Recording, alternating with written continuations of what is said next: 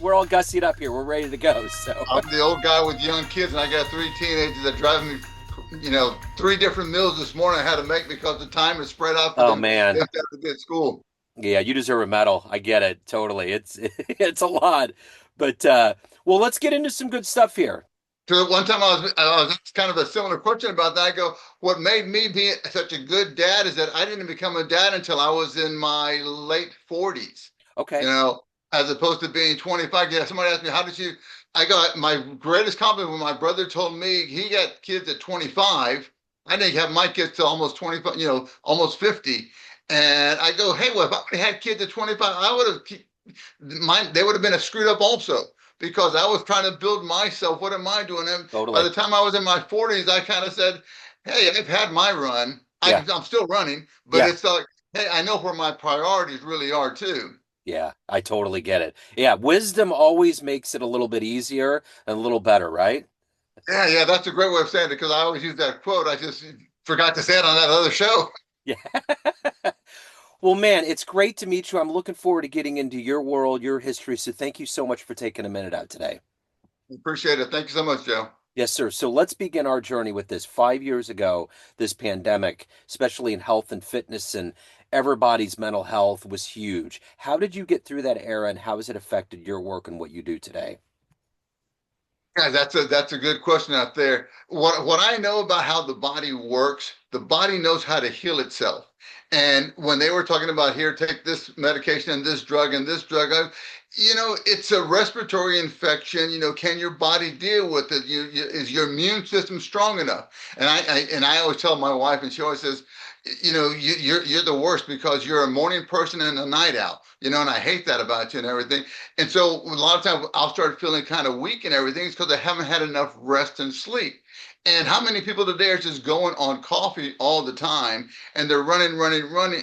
And that's just a major defeat to your immune system. Then, depending on your lifestyle of a lot more junk food that as opposed to fruits and vegetables and everything, you shifted the pH balance in your body, which makes you more susceptible also because the body likes to be more alkaline. Kind of like when mom and grandma used to say back then, depending on how old your audience is out there, hey, eat your 7 servings of fruits and veggies out there. That's what helps keep your body more alkaline, which your body digs more. But when you start eating all the processed white flour, processed white sugar, packaged food, stuff like that, it makes your body more acidic and it's easier for the weeds to grow, for lack of a better analogy, the viruses, the bugs to grow and everything.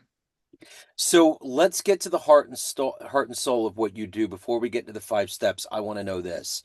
If I put you in front of a bunch of grade school kids and you're at a schoolhouse, it's career day, and one of the kids wants to know what you do for a living, what's your answer?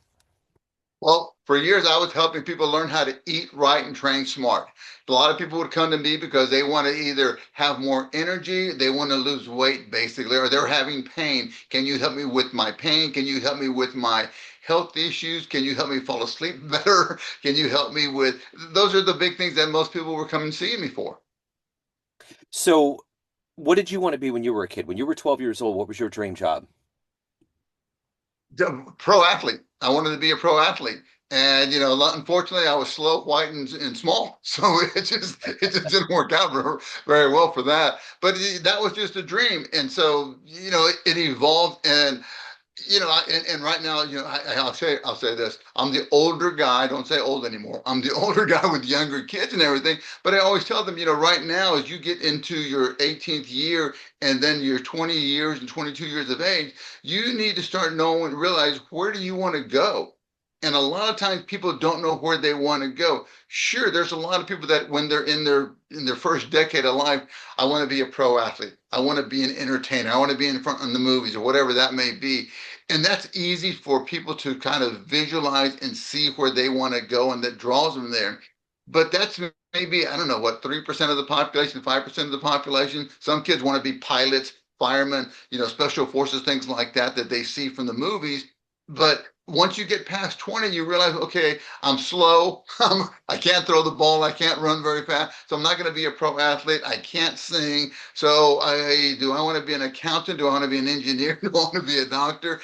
And a lot of times people don't know. And I guess for myself, what helped me kind of evolve, for lack of a better term, is that when I would see patients, they were coming to me because they wanted to improve their health in one way or another, right? They were trying to, and so I tried to help them, eat right and train smart for what they were doing.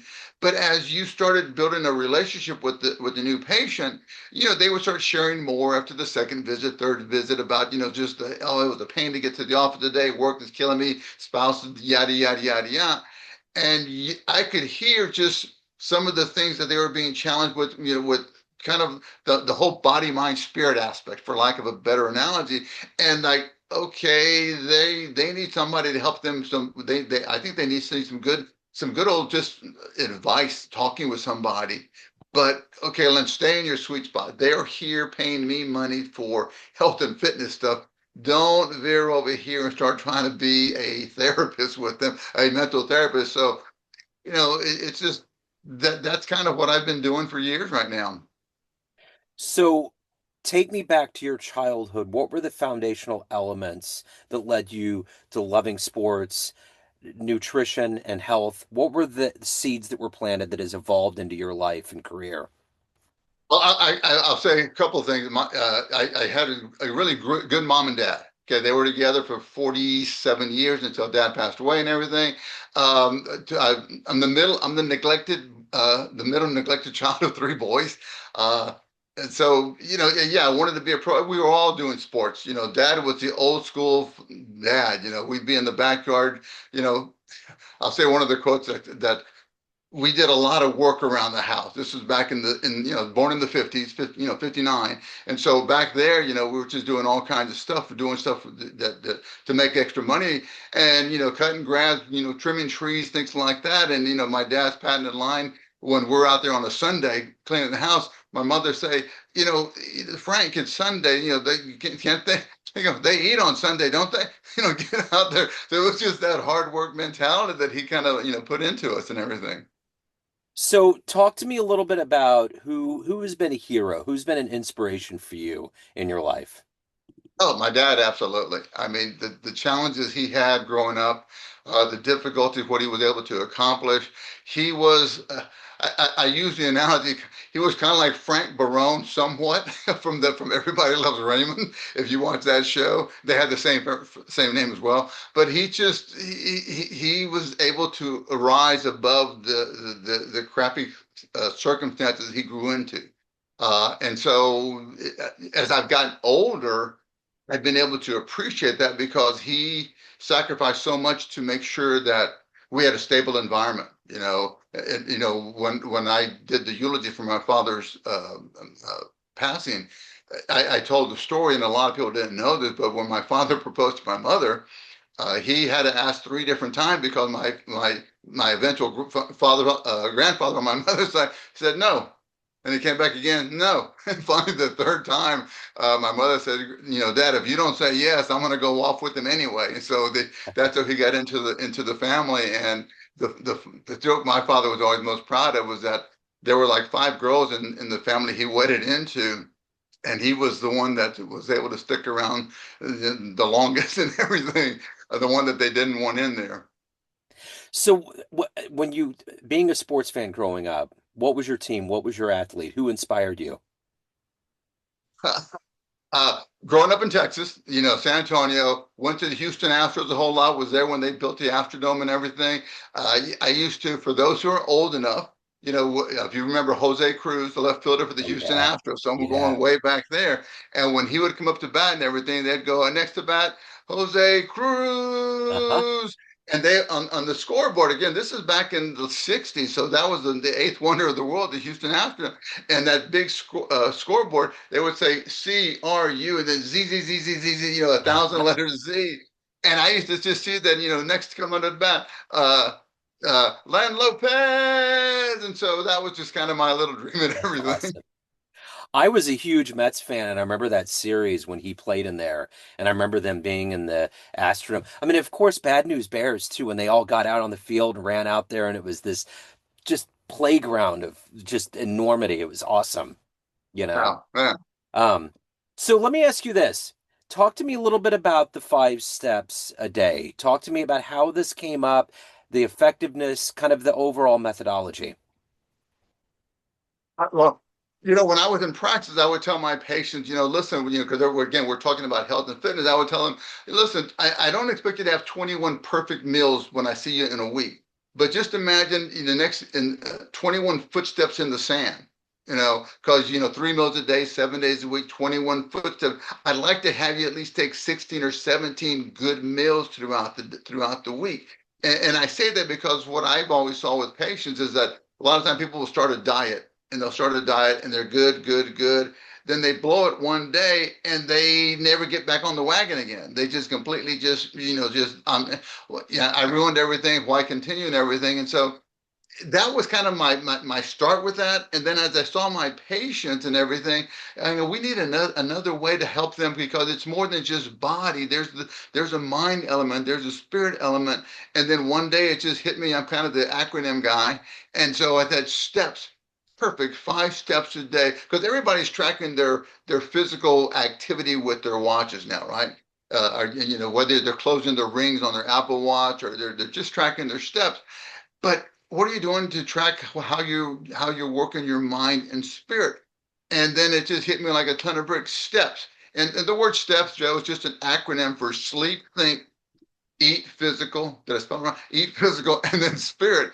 Body, mind, and spirit, and everything. And so we're just trying to say, hey, in less than 2 minutes, you can actually track to see, are you doing the things you need to be doing to get where you want to go? And I say that because, as my dad taught me, if you're the one who fell in the hole, you're the one who needs to get out of the hole. And for a lot of people that are struggling with whether it be financial difficulties, health difficulties, career difficulties, relationship difficulties, are you contributor to the problem? Are you not doing anything to help better the problem? And so, we are what we eat and we are what we think. And so, oh, that it is every day. If you exercise, did you do anything physical today? Shade in that letter P.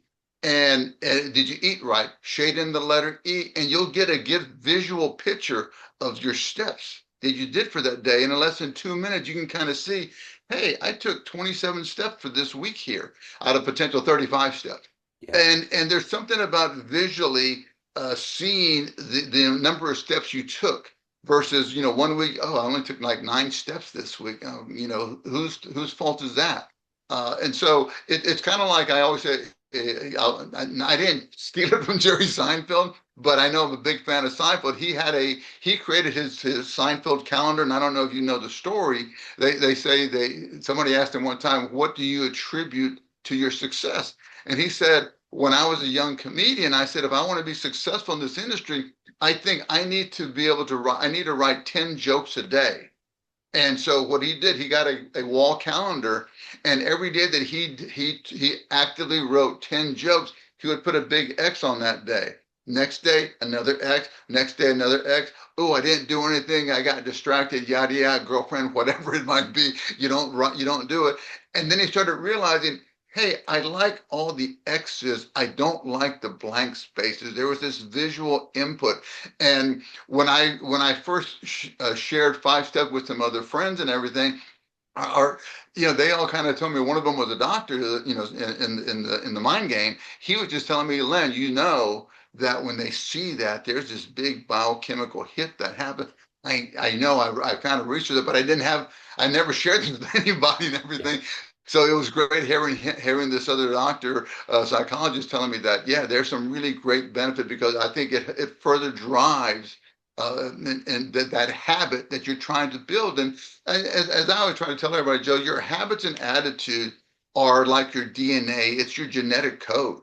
And we all know our genetic code, that if you trace back your genetic code, you can look back and see where you came from. Well, the same thing, if you trace back your habits and attitude, you may see that some of your achievements and accomplishment, that your habits were very productive for you.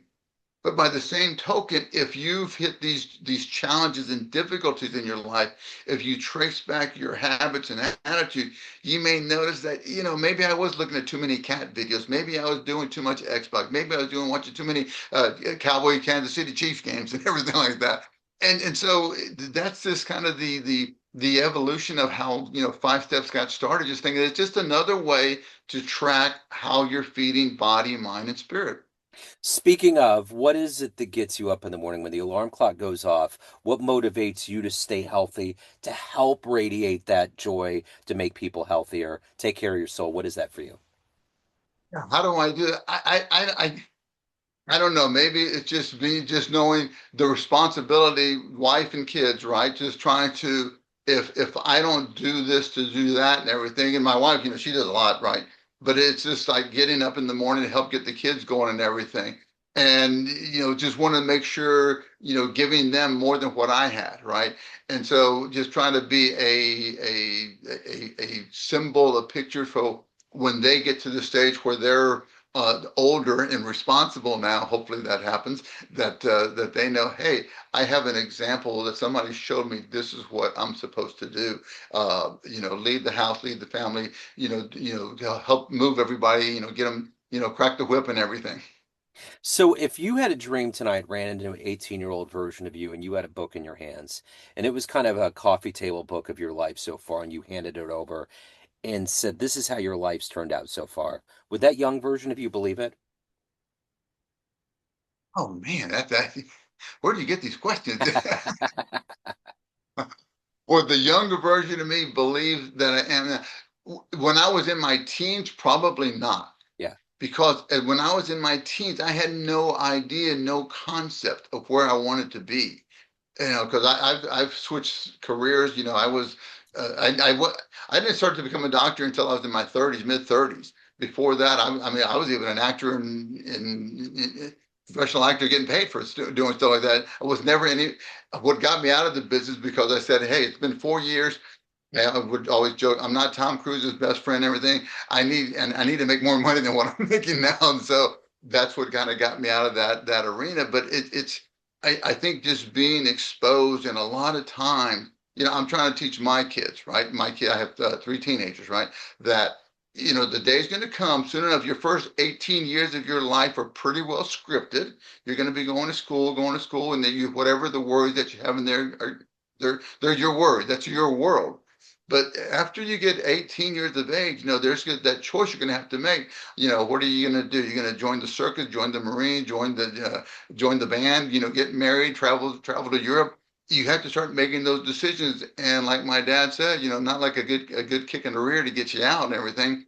But it's like, we're not going to sit here and just hold your hand the whole time. You need to figure out what you want to do and everything. And hopefully, and what's great about or why I share that again, I can't tell you how many times I heard it. Somebody would tell me that when I was in full practice, again, we're talking health and fitness, and after 2 or 3 visits, they start sharing more, and it was just kind of hearing them talk. I don't know how I got here.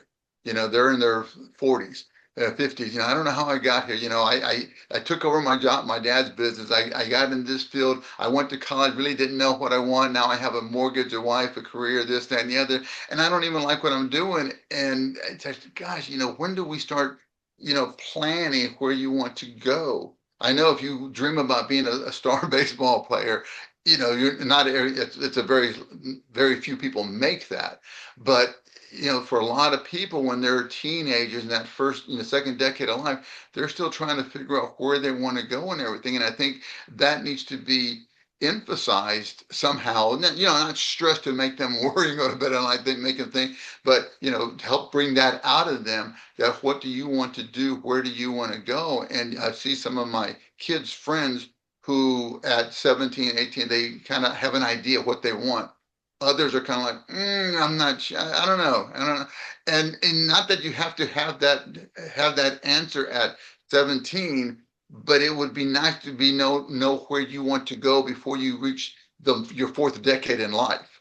Yeah. And so the sooner you figure that out, the sooner you can start, developing the tools to help you exceed and accelerate in whatever arena you're trying to go to. So, of everything that you've done in your life so far and evolved to, what are you the proudest of? Being a father, Yeah. 27 years of marriage.